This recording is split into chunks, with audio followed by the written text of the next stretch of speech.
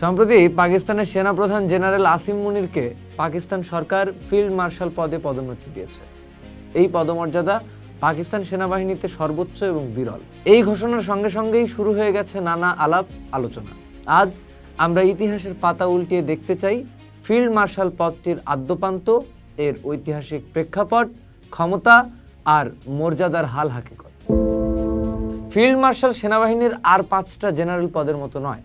এটি একটি দেশের সেনাবাহিনীর সর্বোচ্চ পদমর্যাদাগুলোর একটি, অনেকটা মুকুটের মতো। সাধারণত এই পদটি দেওয়া হয় যুদ্ধকালীন সময়ে অসামান্য নেতৃত্ব, বীরত্ব অথবা দীর্ঘ ও ব্যতিক্রমী সামরিক সেবার স্বীকৃতি হিসেবে। এর উৎপত্তি মূলত ব্রিটিশ সামরিক ঐতিহ্য থেকে, যা পরে কমনওয়েলথভুক্ত অনেক দেশই গ্রহণ করেছে।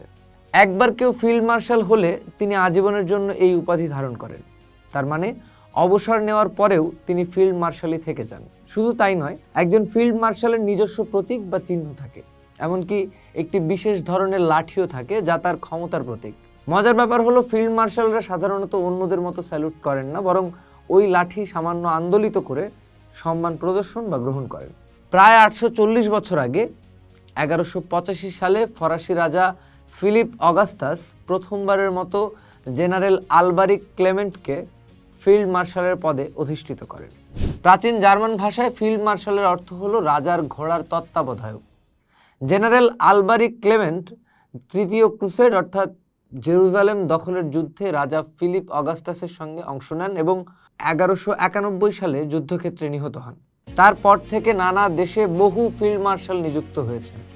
শুধু যুক্তরাজ্যেই এই পদে নিয়োগ পেয়েছেন 141 জন, আর রুশ সাম্রাজ্যে ফিল্ড মার্শালের সংখ্যা ছিল 64 জন। পাকিস্তানের ইতিহাসে যদি তাকাই, আসিম মুনিরের আগে এই বিরল সম্মানের অধিকারী হয়েছিলেন মাত্র একজন, তিনি আইয়ুব খান। 1958 সালে তিনি সামরিক অভ্যুত্থানের মাধ্যমে ক্ষমতা দখল করেন এবং এর 1 বছর পর 1959 সালে নিজেই নিজেকে ফিল্ড মার্শাল ঘোষণা করেন। সেই ঘটনার প্রায় 65 বছর পর মুনির হলেন দ্বিতীয় ব্যক্তি যিনি এই মর্যাদাপূর্ণ উপাধি পেলেন। এখন প্রশ্ন হলো, হঠাৎ কেন আসিম মুনিরকে এই সম্মান দেওয়া হলো? পাকিস্তান সরকারের ভাষ্যমতে সম্প্রতি ভারতের সঙ্গে যে সীমান্ত সংঘর্ষ বেঁধেছিল এবং যুদ্ধ পরিস্থিতি তৈরি হয়েছিল, সেই সংকটময় মুহূর্তে জেনারেল মুনিরের অতুলনীয় সাহস ও কৌশলগত নেতৃত্ব দেশকে বড় বিপদ থেকে রক্ষা করেছে। তাদের মতে মুনির কেবল পূর্ব সীমান্তে ভারতের মতো শক্তিশালী প্রতিপক্ষের বিরুদ্ধেই নয়, পশ্চিম সীমান্তে সন্ত্রাসবাদের বিরুদ্ধেও সফলভাবে লড়াই পরিচালনা করেছেন। প্রধানমন্ত্রী শাহবাজ শরীফের দপ্তর থেকে এই পদোন্নতির কারণ হিসেবে মুনিরের দেশের সার্বভৌমত্ব রক্ষা এবং শত্রুর বিরুদ্ধে সাহসী প্রতিরক্ষার ভূমিকার কথাই বলা হয়েছে। স্বরাষ্ট্রমন্ত্রী তালাল চৌধুরী এক ধাপ এগিয়ে বলেছেন, মুনিরের নেতৃত্বে পাকিস্তান আত্মবিশ্বাসের সঙ্গে এগিয়েছে এবং দেশের নিরাপত্তা নিশ্চিত করেছে। জেনারেল মুনির নিজেও এই পদোন্নতিকে ব্যক্তিগত অর্জনের চেয়েও পাকিস্তানের সশস্ত্র বাহিনী এবং পুরো জাতির সম্মান হিসেবে দেখছেন।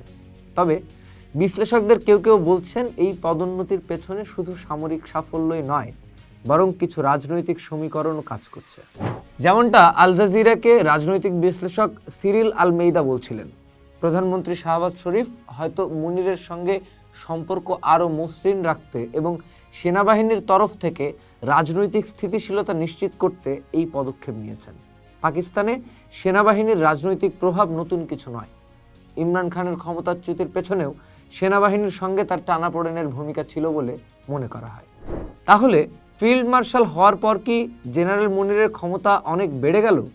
বিশেষজ্ঞরা বলছেন, ফিল্ড মার্শাল পদটি মূলত একটি আনুষ্ঠানিক সম্মান।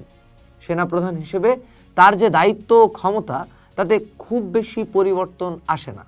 মুনির 2027 সাল পর্যন্ত সেনাপ্রধানের দায়িত্বে বহাল থাকবেন। তবে পাকিস্তানের সম্প্রতি একটি নতুন আইন হয়েছে, যার ফলে তিনি চাইলে আরও 5 বছর চাকরির মেয়াদ বাড়াতে পারবেন। SOAS বিশ্ববিদ্যালয়ের অধ্যাপক মারিয়া রশিদের মতে এই পদোন্নতি প্রকারান্তরে মুনিরের মেয়াদ বৃদ্ধিরই ইঙ্গিত দিচ্ছে। অন্যদিকে ওয়াশিংটন ভিত্তিক নিরাপত্তা বিশ্লেষক সাহার খানের মতো কেউ কেউ আশঙ্কা প্রকাশ করছেন, ফিল্ড মার্শাল উপাধি দিয়ে আসলে সেনাবাহিনীর রাজনৈতিক প্রভাবকে আরও মজবুত করা হচ্ছে, যা পাকিস্তানের গণতন্ত্রের জন্য খুব একটা সুখবর নয়।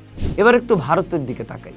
ভারতেও ফিল্ড মার্শাল পদটি রয়েছে এবং সেটিও একই রকম বিরল সম্মানের।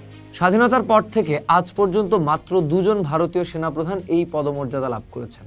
প্রথমজন হলেন স্যাম মানেকশ, যিনি 1973 সালে ফিল্ড মার্শাল হন, এবং দ্বিতীয়জন হলেন কোদান্দেরা এম কারিয়াপ্পা, যিনি ছিলেন স্বাধীন ভারতের প্রথম সেনাপ্রধান।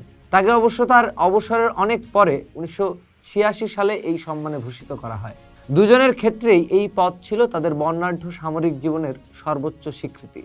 জেনারেল আসিম মুনিরকে ফিল্ড মার্শাল পদে উন্নীত করার ঘটনাটি নিঃসন্দেহে পাকিস্তানের সামরিক ইতিহাসে একটি গুরুত্বপূর্ণ সংযোজন।